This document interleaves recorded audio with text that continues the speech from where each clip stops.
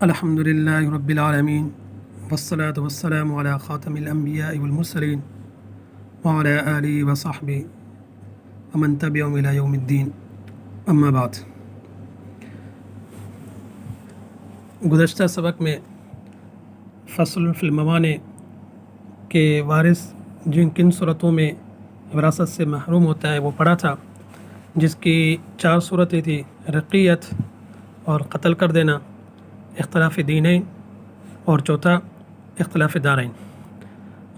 آج کے سبق میں معرفت الفروض و مستحقیہا پڑھیں گے کہ ذوی الفروض جن کا قرآن میں حصہ ذکر کیا گیا ہے ان کا جاننا، ساتھ کہ وہ کتنے حصے کے مستحق ہیں یہ بھی جاننا۔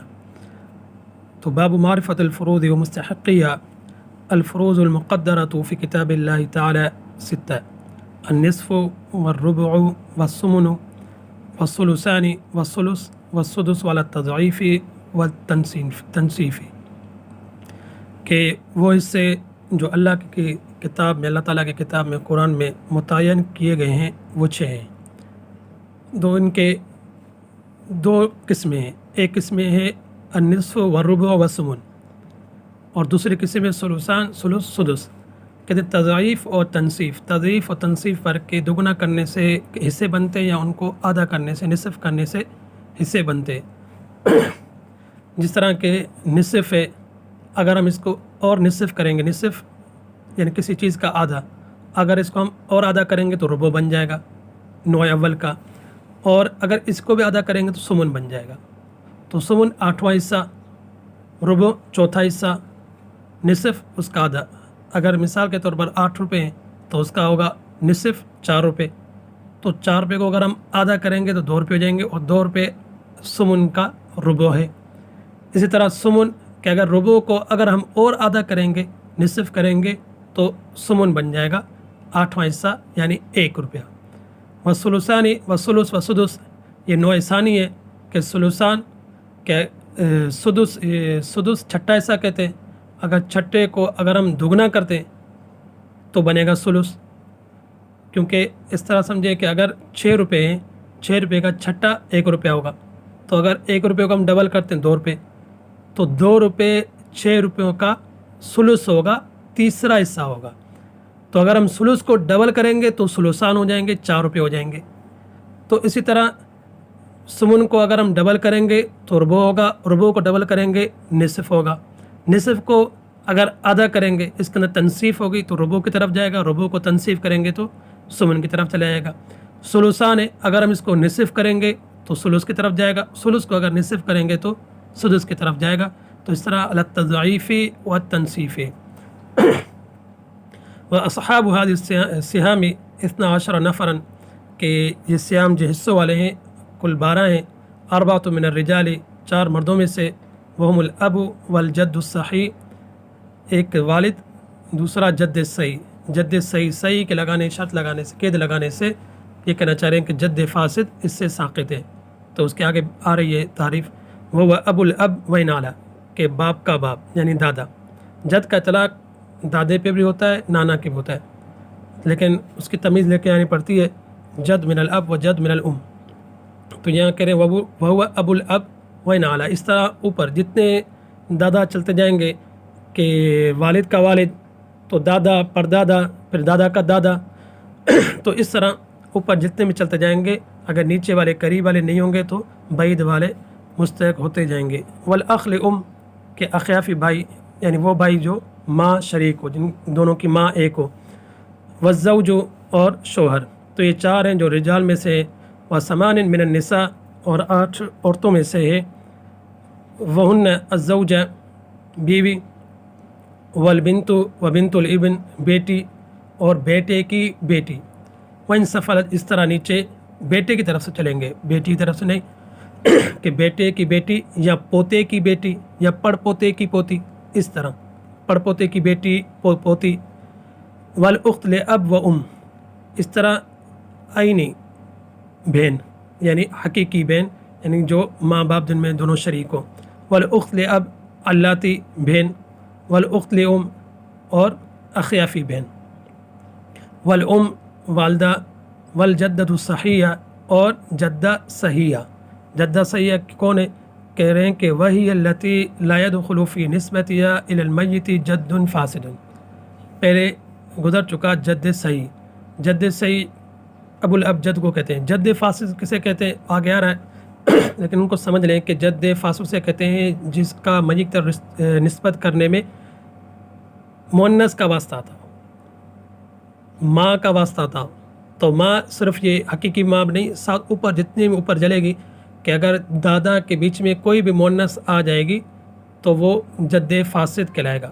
جس طرح دادی ہے اور دادا دونوں وارث بنتے ہیں، لیکن اگر دادی کا جو والد ہے یہ بھی جد فاسد ہو جائے گا۔ اسی طرح اس جد فاسد کی جو والدہ ہوگی وہ بھی جد فاسدہ کہلائی جائے گی۔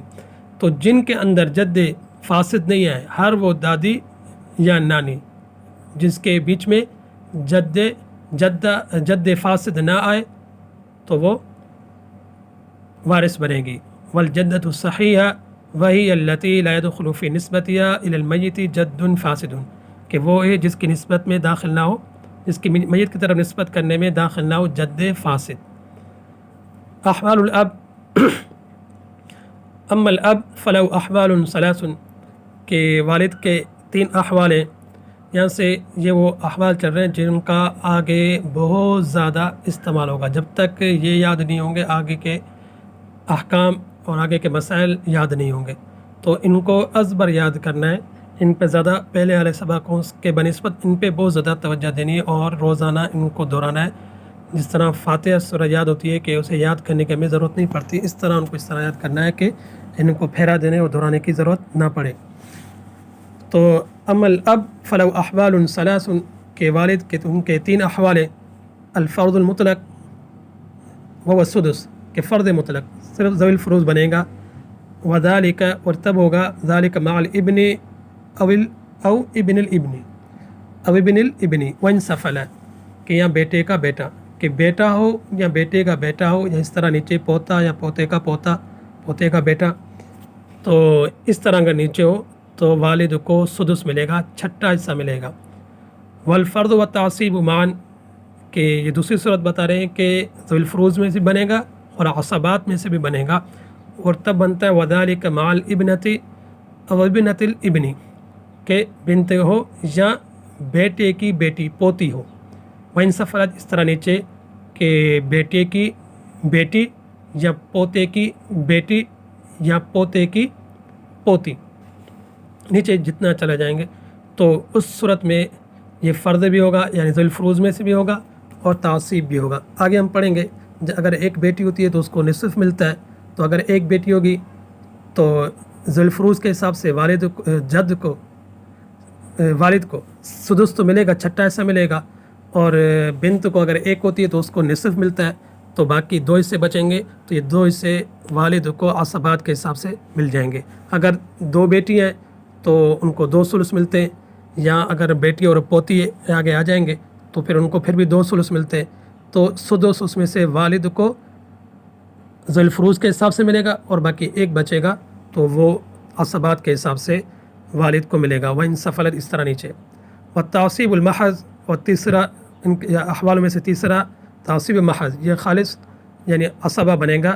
وذالک عند عدم الولد وولد الابن وان سفل، اور یہ تب ہوگا جب ولد نہ ہو، یا اوپر مصنف نے ذکر کیا اوپر کی عبارت میں کہ مع الابن او ابن الابن، کہ بیٹا ابن کا، اور یہاں ولد کا ذکر کر رہے ہیں تو ابن ذکر کر کے یہ کہنا چاہ رہے ہیں کہ بنت سے خارج ہے، لیکن جب ولد ذکر کر رہے ہیں تو ولد سے مذکر مؤنث دونوں کو شامل کر رہے ہیں۔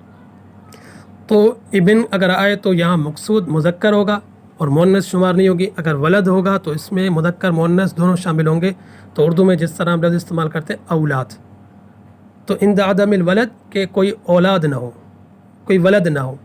وولد الابن، اس طرح بیٹے کی کوئی اولاد نہیں ہو، اولاد تو پھر اس کے اندر مذکر مؤنث شامل ہو جائے گا، اگرچہ ولد مفرد ہے اور اولاد جو ہم بول رہے ہیں جمع ہے، لیکن مقصود کے لیے کہ اولاد کا اطلاق مذکر مؤنث دونوں پر ہوتا ہے، تو اس لیے ہم عبارت کے حساب سے، ترجمے کے حساب سمجھنے کے حساب سے اولاد کہیں گے کہ جب کوئی بھی اولاد نہ ہو، نہ میت کی بیٹا بیٹی ہو، نہ پوتا ہو، نہ ہی پوتے کی کوئی بیٹی وغیرہ یا بیٹا وغیرہ اس طرح کوئی بھی نیچے اولاد نہ ہو، تو اس وقت تعصیب محض بنے گا کہ اگر کوئی دوسرے